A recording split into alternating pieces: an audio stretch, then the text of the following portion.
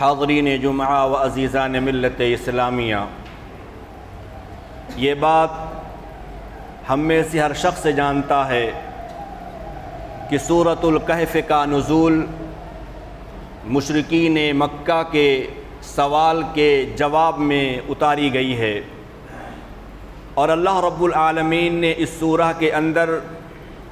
بڑے ہی پیارے اور لطیف انداز میں ان تمام تر سوالوں کے جوابات دے دیے جس کو انہوں نے یہود اور علماء یہود کے سکھلانے پر رحمت مصطفیٰ جناب محمد الرسول اللہ صلی اللہ علیہ وسلم سے کیے تھے۔ چنانچہ مشرکین مکہ نے آپ سے جو سوال کیا تھا اصحاب کہف کون ہیں، اور اسی طریقے سے واقعہ موسیٰ اور خضر کا کیا معاملہ ہے، اور تیسرا اور آخری سوال جو تھا ذوالقرنین کے بارے میں آپ کی کیا رائے ہے، انہیں اس بات کا یقین کامل تھا یہ وہ سوالات ہیں، یہ وہ اعتراضات ہیں جن کا جواب صرف اور صرف وہی دے سکتا ہے جس کے پاس آسمان سے خبریں آتی ہوں، وہی انسان ان سوال کا جواب صحیح طریقے پر پیش کر سکتا ہے جس کے پاس جبریل امین اور فرشتے کا نزول ہوتا ہو، جو انسان منصب نبوت سے سرفراز ہوگا، جو نبی اور رسول پیغمبر کا دعوے دار ہوگا اور اپنے دعوے میں وہ سچا ہوگا، اسی شخص کے پاس ان سوالوں کا جواب ہوگا۔ بہرحال تھوڑی ہی مدت میں پیارے نبی صلی اللہ علیہ وسلم نے مشرکین مکہ کے سامنے اصحاب کہف کے واقعات کو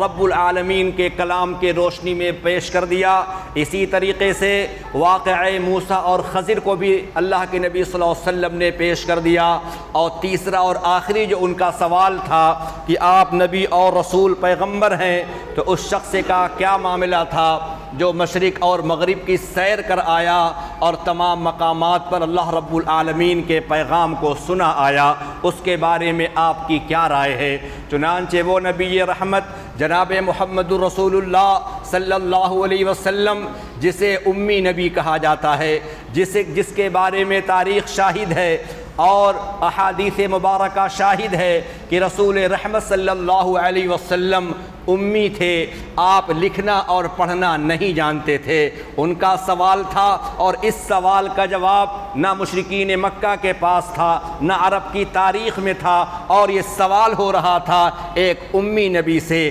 ایک نہ لکھنے اور نہ پڑھنے والے نبی سے۔ وَيَسْأَلُونَكَ عَنْ ذِي الْقَرْنَيْنِ، اے میرے پیارے خلیل، اے میرے پیارے حبیب جناب محمد رسول اللہ صلی اللہ علیہ وسلم، یہ مشرکین مکہ آپ کے پاس آئے ہیں اور آپ سے سوالات کر رہے ہیں، آپ سے کچھ جاننا چاہتے ہیں، ذوالقرنین کے بارے میں آپ سے پوچھ رہے ہیں۔ اے میرے نبی قل سأتلو علیکم منہ ذکرا، آپ ان کو بتا دیجئے میں عنقریب تمہارے اوپر ان کے بارے میں تھوڑا تذکرہ کرنے والا ہوں۔ اللہ اکبر! قرآن کریم ایک معجزے والی کتاب ہے، قرآن کریم ایک سچی کتاب ہے۔ چنانچہ وہ نبی رسول اللہ کے نبی صلی اللہ علیہ وسلم لکھنا نہیں جانتے ہیں، پڑھنا نہیں جانتے ہیں، عرب کی تاریخ ذوالقرنین کے بارے میں ساکت اور خاموش ہے، لیکن رسول رحمت قرآن کی روشنی میں، پیغام الہی کی روشنی میں مشرکین مکہ کے سامنے کہہ رہے ہیں ساتلو علیکم منہ ذکرا، ذرا ٹھہرو، ذرا دم لو، ابھی میں تم کو بتاتا ہوں ذوالقرنین کون تھا، وہ کون سا اللہ کا نیک بندہ تھا جس کو رب العالمین نے طاقت اور قوت سے نوازا تھا۔ چنانچہ اس کے پہلے واقعے میں آپ نے سنا تھا کہ موسیٰ علیہ السلام نے علم کے لیے سفر کیا تھا، یہ علم کی زینت ہے، یہ علم کی خوبصورتی ہے، لیکن یہ بادشاہ ذوالقرنین جو ہے ان کا جو سفر ہے اللہ رب العالمین کے پیغام کو سنانے کے لیے ہے۔ ذوالقرنین کے بارے میں بہت ساری باتیں آپ نے اور ہم نے سنی اور سنائی ہیں، بہت سارے لوگ ان کے بارے میں لکھتے اور پڑھتے چلے آ رہے ہیں، لیکن تحقیق یہ ہے کہ ذوالقرنین جو ہے یہ بڑا ہی نیک آدمی، بڑا ہی توحید پرست آدمی، انصاف کرنے والا والا، توحید پر قائم رہنے والا، اور اسی توحید کی برکت سے رب العالمین نے ذوالقرنین کو وسیع و عریض مملکت کا سلطان اور بادشاہ بنا دیا تھا۔ توحید کی امانت سینوں میں ہے ہمارے، آسان نہیں مٹانا نام و نشاں ہمارا ہے، فقط توحید و سنت امن و راحت کا طریق، فتنہ تقلید سے جنگ و جدل پیدا نہ کر۔ توحید کی برکت تھی، اللہ رب العالمین کی وحدانیت کی برکت تھی کہ رب کریم نے ان کو طاقت اور قوت سے نوازا تھا اور ان کو وسیع و عریض مملکت کا سلطان اور بادشاہ بنا دیا تھا۔ یہ وہ نعمت ہے میرے بھائیوں کہ جناب رسول کریم صلی اللہ علیہ وسلم نے اہل مکہ کے سامنے بھی اسی دعوت کو پیش کیا تھا اور فرمایا تھا یا ایھا الناس قولوا لا الہ الا اللہ تفلحوا تملک العرب والعجم۔ اے مکہ کے لوگوں، اے مکہ کے باشندوں، اے عرب کے رہنے والے لوگوں، میں تم کو ایک کلمے کی طرف بلا رہا ہوں، تم صرف کہہ دو لا الہ الا اللہ تفلحوا، تم کامیاب ہو جاؤ گے، عرب اور عجم کے مالک بن جاؤ گے، عرب بھی تمہارا ہوگا، عجب بھی تمہارا ہوگا۔ یہ توحید کی برکت ہے، یہی پیغام پیارے مصطفیٰ کا بھی تھا۔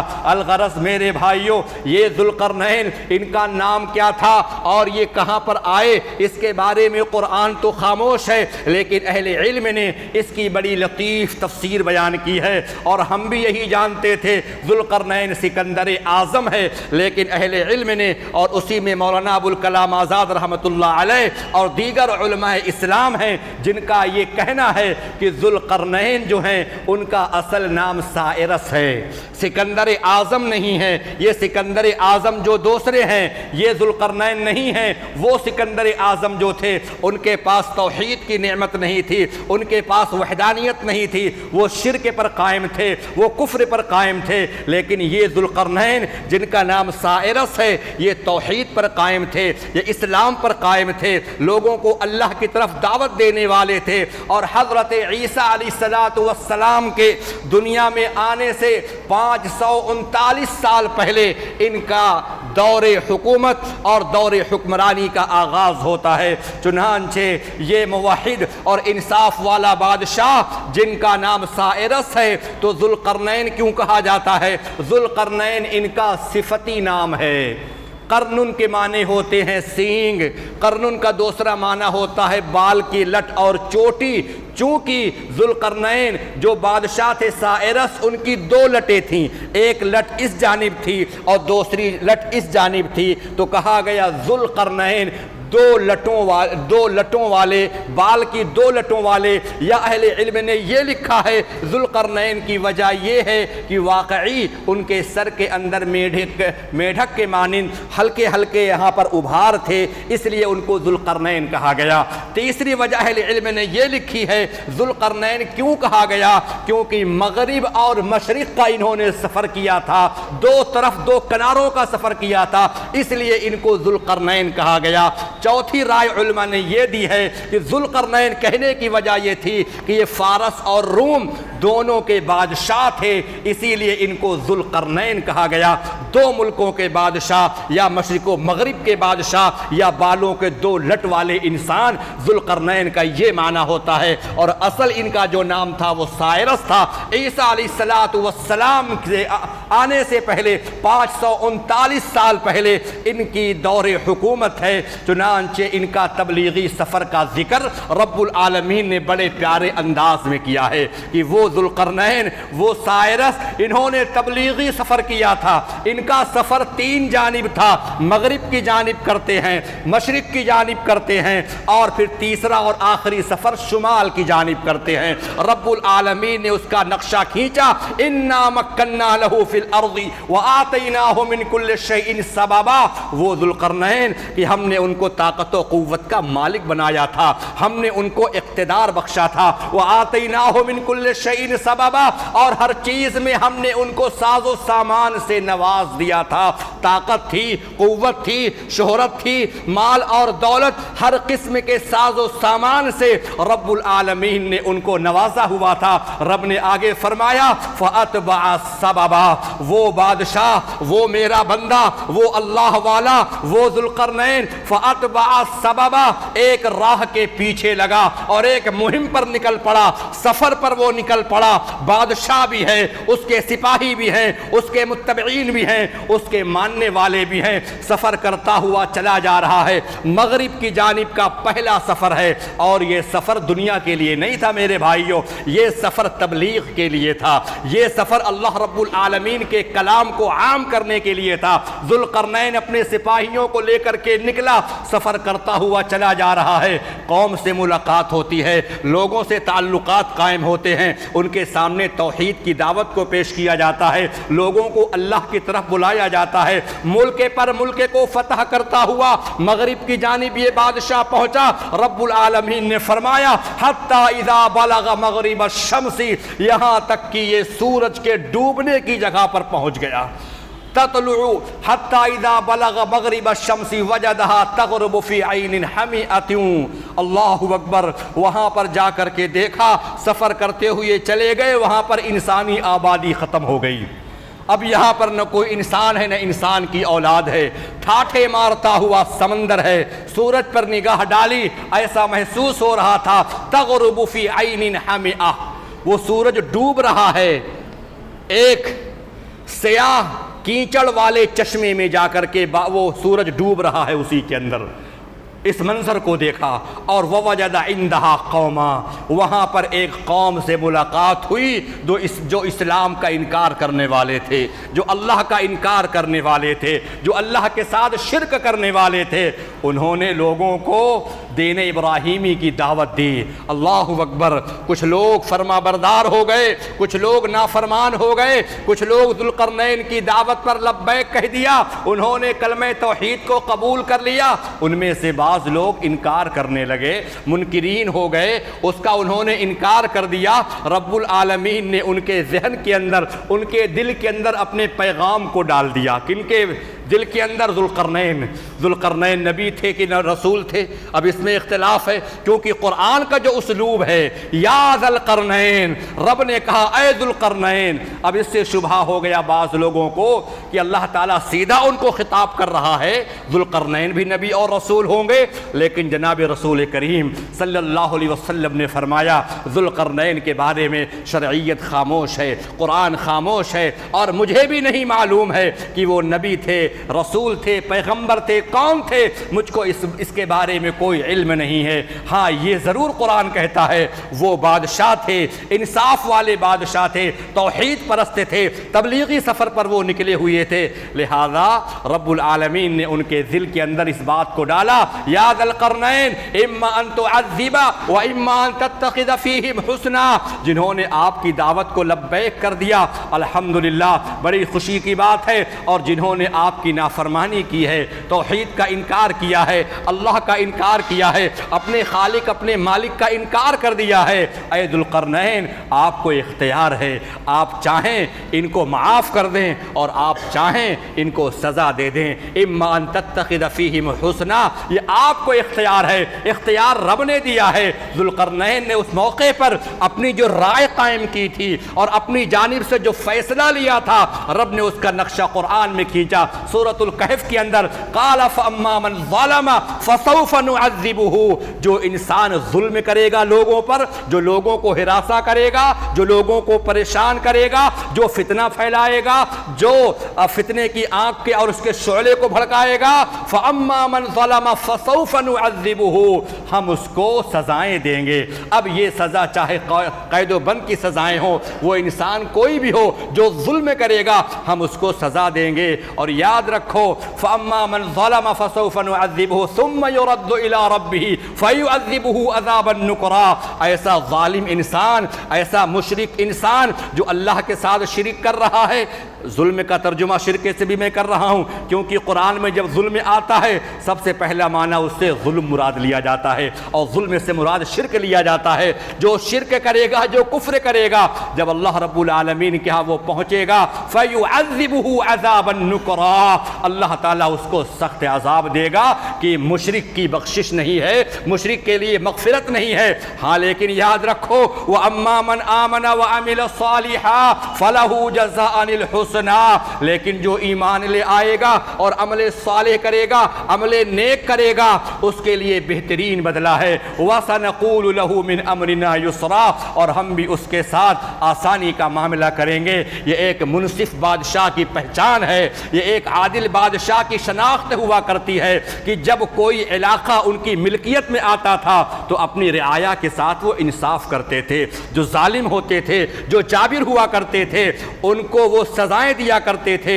اور جو اچھے شہری اور اچھے ناگرک ہوا کرتے تھے ان کی حوصلہ افزائی کی جاتی تھی۔ یہ ایک عادل بادشاہ کی یہ پہچان ہے۔ اس کے بعد اللہ رب العالمین نے ان کے دوسرے سفر کا آغاز کیا، مغرب سے پھر اپنے تمام تر سپاہیوں کو لے کر کے پلٹے اور مشرق کی جانب وہ نکل پڑے، سفر کرتے ہوئے، علاقہ در علاقہ فتح کرتے ہوئے، لوگوں کو دین ابراہیمی کی طرف بلاتے ہوئے، توحید کی دعوت کو عام کرتے ہوئے۔ رب نے کہا ثم اتبع السببا، یہاں تک کہ وہ بادشاہ ذو القرنین پھر ایک مہم پر وہ نکل پڑا، ایک راہ کے پیچھے وہ لگ گیا، حتی اذا بلغ مطلع الشمس وجدها تطلع على قوم لم نجعل له من دونها سترا، چنانچہ ایک مہم پر وہ بادشاہ نکل پڑے اور مشرق کی جانب چلے۔ چنانچہ جب وہ مشرق کے قریب پہنچے جہاں پر سورج نکل رہا تھا، وجدها تطلع على قوم،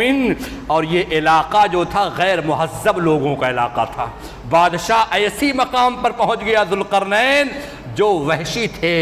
جو غیر مہذب تھے، ان کے پاس نہ مکان تھے، رہنے کے لیے کوئی ٹھکانہ نہیں تھا، وہ بیابان صحرا میں رہا کرتے تھے، وہاں پر کوئی درخت پیڑ پودے بھی نہیں تھے۔ رب نے فرمایا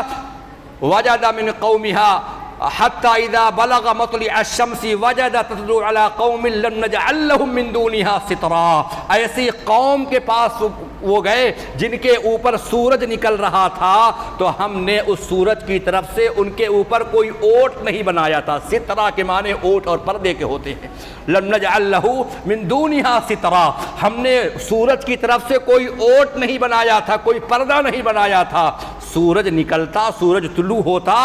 براہ راست وہ دھوپ ان پر پہنچا کرتی تھی، ان کے پاس لباس بھی نہیں تھے، پوشاک بھی نہیں تھے، غیر مہذب وہ لوگ تھے۔ چنانچہ وہاں پر یہ بادشاہ پہنچے اور وہاں پر لوگوں کو توحید کی دعوت دی، لوگوں کو اللہ کی طرف بلایا، اور اسی طریقے سے وہاں پر جن لوگوں نے توحید کی دعوت قبول کی ان کے ساتھ اس نے بہت ہی ہمدردانہ سلوک کیا، اور جنہوں نے ظلم کے راہ کو اختیار کیا، لوگوں کو ہراساں اور پریشان کیا، اس نے ان کے ساتھ جو منصفانہ رویہ تھا ان کو سزائیں دے کر ان کو راہ راستے پر لانے کی کوشش کی گئی۔ چنانچہ یہ دوسرا سفر تھا مشرق کی جانب کا، غیر مہذب لوگوں کا علاقہ تھا، جن کے پاس رہنے کے لیے مکانات نہیں تھے، پہننے کے لیے کپڑے نہیں تھے، وہاں پہ کوئی درخت نہیں تھا، پیڑ اور پودے نہیں تھے، اور پھر وہ قوم سورج کی تپش میں رہنے والی قوم سورج کی شدت اور تپش کو برداشت کرتے کرتے سورج کی تپش میں رہنے کی عادی ہو گئی، سورج میں وہ رہا کرتے تھے۔ اور بعض مفسرین نے لکھا ہے بارش ہوتی تو بسا اوقات یہ لوگ پہاڑ کے دامن میں جا کر کے پناہ لے لیا کرتے تھے، یہ غیر مہذب لوگ تھے۔ تو یہ لوگ بھی توحید کی دعوت کو قبول کی اور بعض لوگوں نے انکار کیا، اور پھر مشرق کا سفر پورا ہو گیا تو ذو القرنین اپنے تمام تر سپاہیوں کو لے کر کے شمال کی جانب نکل پڑا۔ اللہ اکبر، ثم اتبع سببا حتی اذا بلغ بین السدین، یہاں تک کہ وہ دو دیواروں کے درمیان پر پہنچ گیا۔ یہ کون سا مقام ہے؟ یہ ایک درہ والا علاقہ ہے، پہاڑی علاقہ ہے، اور پہاڑ بڑے اونچے اونچے، اور ان پہاڑوں کے بیچ میں ایک درہ تھا جہاں سے کچھ لوگ داخل ہوتے تھے، وحشی قسم کے لوگ جن کو یاجوج اور ماجوج کہا جاتا ہے۔ چنانچہ یہ بادشاہ جب وہاں پر پہنچا ذو القرنین، وہاں کے لوگوں سے ملاقات کی تو وہاں کے جو باشندے تھے، وہاں کے رہنے والے جو لوگ تھے، وہ دوڑے ہوئے ذو القرنین کے پاس آئے اور کہا قالوا یا ذا القرنین، یہ کون سے لوگ تھے؟ اللہ نے فرمایا لا یفقہون قولا، یہ ایسے لوگ تھے جن کی باتیں یہ سمجھ نہیں پا رہے تھے، ان کی جو زبان تھی اس زبان کو سمجھ پانا مشکل ہو رہا تھا ذوالقرنین کے لیے۔ اللہ اکبر، علی قوم لا یفقہون قولا، یہ ان کی بات کو سمجھنے پر قادر نہیں تھے، کوئی مترجم اور ترجمان کو بیچ میں کھڑا کیا گیا، ان کے واسطے اور ان کے ذریعے سے گفتگو ہوئی تو انہوں نے کہا یا ذا القرنین ان یاجوج و ماجوج مفسدون فی الارض، پہاڑ کے اس کنارے وحشی قوم آباد ہے اور پہاڑ کے بیچ میں جو درہ خالی ہے، اس اسپیس، اس خلا سے وہ لوگ داخل ہو جاتے ہیں، لوٹ مار کرتے ہیں، ہمیں نقصان پہنچاتے ہیں، بربادی اور تباہی مچاتے ہیں۔ ان یاجوج و ماجوج مفسدون فی الارض، زمین پر فساد مچاتے ہیں۔ فہل نجعل لک خرجا علی ان تجعل بیننا وبینہم سدا، اے ذوالقرنین ہم آپ کے لیے پیسے کا بندوبست کر دیتے ہیں، مال کا بندوبست کر دیتے ہیں، اس شرط پر ان تجعل بیننا وبینہم سدا، کہ آپ ہمارے اور ان کے درمیان ایک دیوار حائل کر دیں۔ بڑے بدبخت لوگ ہیں، سرکش اور ظالم لوگ ہیں، وہ ہمارے علاقے کی طرف نہ آنے پائیں۔ بادشاہ نے کہا، بادشاہ وقت ذوالقرنین نے کہا مجھ کو دولت کی حاجت نہیں ہے، مجھ کو پیسوں کی ضرورت نہیں ہے، مجھ کو رب نے نواز رکھا ہے، مجھ کو انسانوں کی ضرورت ہے، منی میں میں مضبوط ہوں، مجھ کو مین پاور چاہیے۔ قال ما مکنی فیہ ربی خیر، جو رب نے مجھ کو عطا کیا ہے وہ بہتر ہے۔ فاعینونی بقوۃ اجعل بینکم وبینہم ردما، تم لوگ مدد کرو انسانوں کی شکل میں، جو تمہارے پاس آدمی ہیں ان کو بلا کر کے لاؤ، وہ میری مدد کرے، میں تم کو بتاتا ہوں کیا کرنا ہے۔ وہ لوگ آ جائیں، اجعل بینکم وبینہم ردما، میں تمہارے لیے مضبوط بند بنا دوں گا۔ کہا جو پہاڑ کے بیچ میں جو درہ خالی ہے، دونوں طرف لوہے کی چادریں رکھی جائیں تہ بتہ، درہ ہے بیچ میں، اس طرف بھی اور اس طرف بھی، تہ بتہ لوہے کی چادریں، آتونی زبر الحدید، لوہے کے چادریں مجھ کو لا کر کے دو۔ حتی اذا ساوا بین الصدفین، یہاں تک کہ جب وہ بالکل پہاڑ کے برابر ہو گئیں تو انہوں نے کہا قال انفخوا، اس کو اب دھونکو، اس میں لکڑیاں ڈالی گئیں، کوئلے ڈالے گئے اور تمام قسم کی ایندھن کو ڈالا گیا، یہاں تک کہ دونوں طرف کی لوہے کی جو چادریں تھیں بالکل وہ آگ ہو گئیں، جل کر کے بالکل وہ سرخ انگار بن گئیں۔ تو انہوں نے کہا اب میرے پاس پگھلا ہوا تانبا لاؤ، آتونی قطرہ کا لفظ، افرغ علیہ قطرہ کا لفظ آتا ہے قرآن میں، قطرہ کہتے ہیں پگھلے ہوئے تانبے کو۔ جب دونوں طرف کی چادریں بالکل سرخ ہو گئیں، لال ہو گئیں، پگھلنے لگیں، تو وہ چادریں جو تہ بتہ رکھی گئی تھیں وہ چادریں آپس میں پگھل کر کے بالکل چمٹ سی گئیں، ایک لوہا کی شکل وہ بن گیا، اور اسی پگھلے ہوئے لوہے کے اندر پگھلے ہوئے تانبے کو ڈال دیا گیا۔ جب پگھلے ہوئے تانبے کو ڈال دیا گیا تو دونوں آپس سے بالکل چپک کر کے سخت دیوار بن گئی، 10 فٹ اس سے کہیں زیادہ ان کا وہ وسیع عریض ہو گئی، اتنی مضبوط۔ اس کے بعد ذوالقرنین نے کہا اتنی مضبوط یہ دیوار ہے، فَمَسْتَعُوا أَن يَظْهَرُوهُ، یہ یاجوج اور ماجوج جو تباہی مچانے آتے تھے، لوٹ مار مچایا کرتے تھے، فَمَسْتَعُوا أَن يَظْهَرُوهُ، وہ طاقت نہیں رکھیں گے کہ اس کی بلندی کو چڑھ جائیں اور کود کر کے اس طرف آ جائیں، وَمَا اسْتَطَاعُوا لَهُ نَقْبًا، اور نہ ہی وہ لوگ اس میں ڈرل کر سکتے ہیں، سوراخ بھی نہیں کر سکتے، بہت ہی چکنی ہے، بہت ہی مضبوط ہے، اور بہت اونچی، اور اونچی ہونے کے ساتھ ساتھ بہت موٹی ہے، نہ کود کر کے آ سکتے ہیں، وَمَا اسْتَطَاعُوا لَهُ نَقْبًا، اور نہ یہ سوراخ کر سکتے ہیں۔ قَالَ هَذَا رَحْمَةٌ مِّن رَّبِّي، اللہ اکبر، اتنا پاورفل بادشاہ ان تمام تر کام کو بجا لانے کے بعد اللہ رب العالمین کا شکریہ ادا کر رہا ہے، کہتا ہے ھذا رحمت من ربی،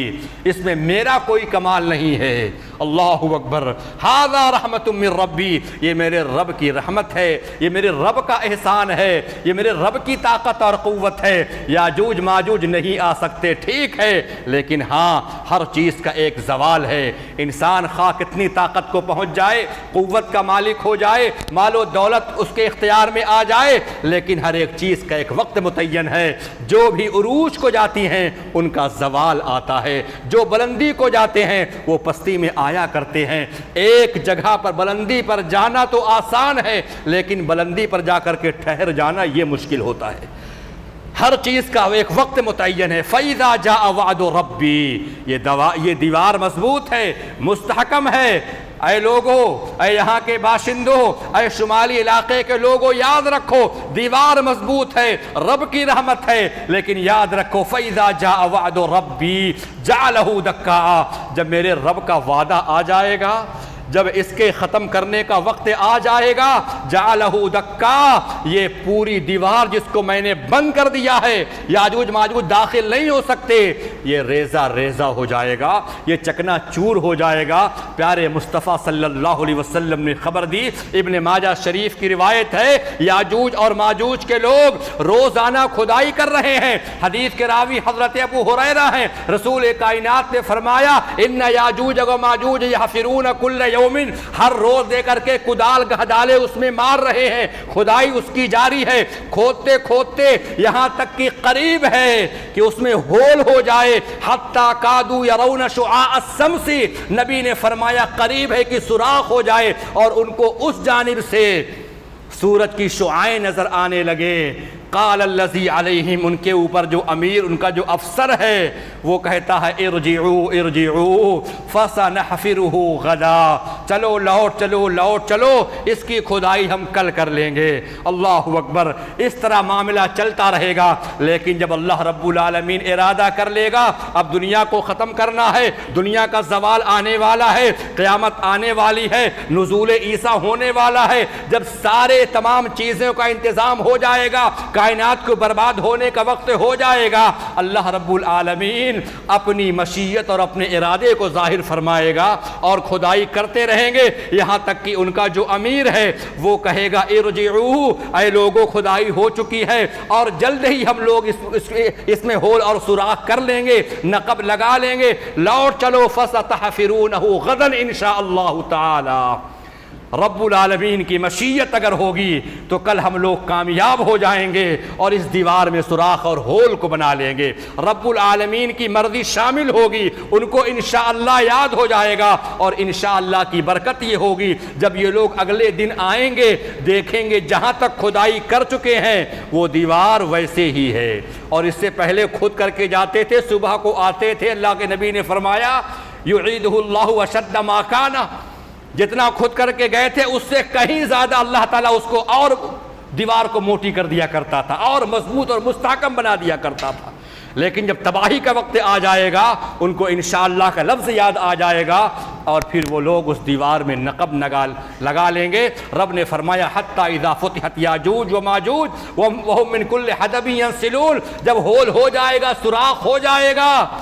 اس وقت کا بڑا عجیب و غریب منظر ہوگا۔ عیسیٰ علیہ السلام کا زمانہ ہوگا، عیسیٰ علیہ السلام دنیا میں آ چکے ہوں گے، اس وقت کا یہ منظر ہوگا۔ اللہ رب العالمین عیسیٰ علیہ السلام کے پاس وحی بھیج دے گا، اے عیسیٰ یاجوج اور ماجوج کا فتنہ آنے والا ہے، میرے بندوں کو سمجھا دیجئے، اور جو میرے نیک بندے ہیں، کلمہ پڑھنے والے، توحید پر قائم رہنے والے مومن ہیں، ان تمام کو لے کر کے کوہ طور پر آپ چلے جائیں۔ ایسی قوم سے سابقہ پڑھنے والا ہے، ایسی جنگجو قوم زمین پر پھیلنے والی ہے جن سے مقابلہ کرنے کی کسی بھی اولاد آدم میں تاب نہیں ہے۔ عیسیٰ علیہ السلام اپنے ماننے والے اور تمام مسلمان مومن بندوں کو لے کر کے طور پہاڑ پر چڑھ جائیں گے، اور اس کے بعد یاجوج اور ماجوج دنیا کے اندر داخل ہوں گے، اس درے کے باہر نکلیں گے اور آتے ہی سارے پانی کو پی کر کے ختم کر دیں گے۔ حدیث کے اندر آتا ہے بحیرہ طبریہ کے پاس جائیں گے، پورا پانی ختم کر دیں گے۔ نبی نے فرمایا بعد میں گزرنے والا کہے گا شاید کبھی یہاں پر پانی تھا کیا، ایسا محسوس ہو رہا ہے، پانی کے نشانات، بہنے کے نشانات ہیں، ایسا لگتا ہے یہاں پر کہیں پر پانی ہے۔ اور پھر اس کے بعد یہ لوگ ایک اونچائی پر چڑھ جائیں گے، پہاڑ پر، جہاں پر پیڑ اور پودے ہوں گے، اور اس کے بعد لوگوں کو تلاش کر رہے ہوں گے، انہیں کوئی انسان نظر نہیں آئے گا۔ عیسیٰ علیہ السلام کے ساتھ مومن ہو جائیں گے، اور جو باقی لوگ ہوں گے اپنے آپ کو وہ قلعہ بند کر لیں گے، ہم ان کے فتنے سے بچ جائیں، یہاں تک کہ ان کو ایسا محسوس ہوگا دنیا میں تو میں نے سب کو ختم ہی کر دیا ہے۔ اس کے بعد تیر نکالیں گے اور تیر کو نکال کر کے آسمان کی جانب وار کریں گے، تیر جب واپس آئے گا تو خون آلود ہوگا، اس کو دیکھ کر کے کہیں گے دیکھا میری طاقت آپ نے، اللہ اکبر، یہ میری قوت ہے، اہل زمین کو ختم کیا اور آسمان والوں کو میں نے مار کر کے ڈھیر کر دیا، یہ خون آلود تیر ہمارے پاس واپس آیا ہے۔ لمبا وقت گزرے گا، عیسیٰ علیہ السلام دعا کریں گے، ان کے ساتھ جو مومن لوگ ہوں گے کلمہ پڑھنے والے وہ دعا کریں گے، اور دعا اللہ تعالیٰ قبول فرمائے گا، اور وہ جو بد دعا کریں گے ان کو اس قوم کے لیے، یاجوج اور ماجوج کے لیے، وہ بد دعا قبول ہوگی، اور پھر ان کے سر کے پچھلے جانب گردن میں، جس سے ہم اور آپ گدی کہتے ہیں، یہاں پہ کیڑے پڑ جائیں گے، اور کیڑے ایسے کیڑے پڑیں گے کہ ایک آن کے اندر سب کے سب مر جائیں گے، ختم ہو جائیں گے، ان کا خاتمہ ہو جائے گا۔ عیسیٰ علیہ السلام اہل ایمان کو لے کر کے زمین پر کوہ طور سے نیچے اتریں گے، اس قدر بدبو ہوگی، ان کی لاش پھیلی ہوئی ہوگی کہ زمین پر گزر بسر مشکل ہو رہا ہوگا، ٹھہر پانا مشکل رہا ہوگا، پوری فضا متعفن ہو چکی ہوگی۔ عیسیٰ علیہ السلام پھر اللہ تعالیٰ سے دعا کریں گے، اللہ مشکل کا وقت ہے، پریشانی کا وقت ہے، وہ امت تو جا چکی ہے، یاجوج ماجوج کا خاتمہ ہو چکا ہے، لیکن زمین رہنے کے قابل نہیں ہے، اس قدر بدبو ہے، اللہ اس بدبو کو تو ختم فرما دے۔ اللہ تعالیٰ ایک پرندے کو بھیج دے گا، وہ پرندہ اونٹ کے گردن کے برابر ہوگا، اور پھر اللہ تعالیٰ کی مرضی کے مطابق یاجوج اور ماجوج جو سڑ چکے ہوں گے، جو گل چکے ہوں گے، وہ پرندے اللہ کے حکم سے ان کو اٹھا کر کے سمندروں میں جا کر کے پھینک دیں گے۔ اس کے بعد ایک ہوا چلے گی، ساری بدبو ختم ہو جائے گی، اور پھر لوگ چین کے ساتھ رہیں گے، یہاں تک کہ اللہ رب العالمین کا وعدہ آئے گا، اور وعدہ یہ ہوگا جتنے بھی کلمہ پڑھنے والے لوگ رہیں گے، توحید پر قائم رہنے والے لوگ بچیں گے، اللہ تعالیٰ ایک ہلکی سی خوشبودار ہوا چلا دے گا، جس بھی اہل ایمان کے بازو سے گزرے گی وہ تمام کے تمام اللہ کو پیارے ہو جائیں گے، ان کی روح نکل جائے گی، وہ سب ختم ہو جائیں گے، جو کلمہ پڑھنے والے ہوں گے، جو مومن ہوں گے۔ اس کے بعد اس دنیا میں جو رہ جائیں گے وہ ظالم ہوں گے، وہ جابر ہوں گے، وہ سرکش ہوں گے، وہ اللہ رب العالمین کا انکار کرنے والے ہوں گے، اور پھر اس کے بعد انہی بدترین لوگوں پر قیامت آئے گی۔ قیامت اللہ والوں پر نہیں آئے گی، کلمہ پڑھنے والوں پر نہیں آئے گی، سب سے بدترین لوگ بچیں گے، روئے زمین پر کوئی اللہ کا نام لینے والا نہیں بچے گا۔ اس کے بعد جا کر کے قیامت آئے گی۔ پیارے نبی صلی اللہ علیہ وسلم نے خبر دی ہے، حدیث کے اندر آتا ہے، حضرت زینب بن جحش بیان فرماتی ہے کہ اللہ کے نبی صلی اللہ علیہ وسلم بیدار ہوئے گھبرا کر کے، آپ کا چہرہ سرخ تھا، چہرہ آپ کا لال تھا۔ اللہ کے نبی صلی اللہ علیہ وسلم نے ازواج مطہرات کو بیدار کیا اور آپ نے فرمایا ویل للعرب من شر قد اقترب، ہلاکت ہے اہل عرب کے لیے، بربادی ہے عرب والوں کے لیے اس برائی سے جو بہت جلد ان کے اوپر آنے والی ہے، کیونکہ جو دیوار ہے سد ذوالقرنینی ہے، اس دیوار کے اندر آج اس قوم نے ہلکا سا سوراخ بنا لیا ہے۔ اللہ کے نبی صلی اللہ علیہ وسلم نے خبر دی،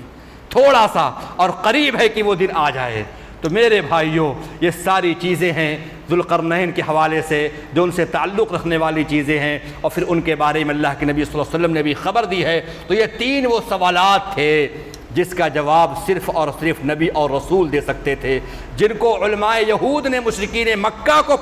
پٹی پڑھا کر کے بھیجا تھا۔ اگر وہ نبی اور رسول ہوں گے تو خبر دے دیں گے۔ پیارے نبی صلی اللہ علیہ وسلم نے اس تمام واقعات کو مشرکین مکہ کے سامنے کھول کر کے بیان کر دیا۔ سورۃ الکہف کا نزول ہوتا ہے، اصحاب کہف کا واقعہ یہ ہے، موسیٰ خضر کا واقعہ یہ ہے، ذوالقرنین کا واقعہ اور ان کی حقیقت یہ ہے۔ اللہ تبارک و تعالی ہم تمام لوگوں کو قرآن کریم سے نصیحت حاصل کرنے کی توفیق عطا فرمائے۔